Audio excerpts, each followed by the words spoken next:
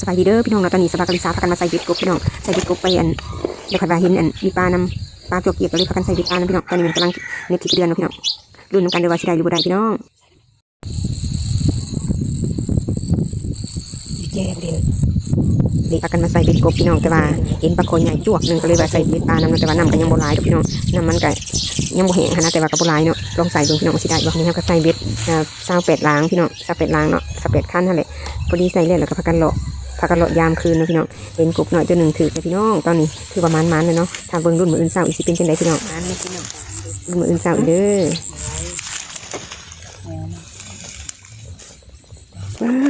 อดิเห็นตัวหนึ่งประตูกบปลาเนาะเอาบุญมายามเนาะเด็กตัวใหญ่ติดดูพี่น้องว้าวหมอกเบ็ดรุดมันคือนี่ก็ได้ตัวหนึ่งพี่น้องเอ้ย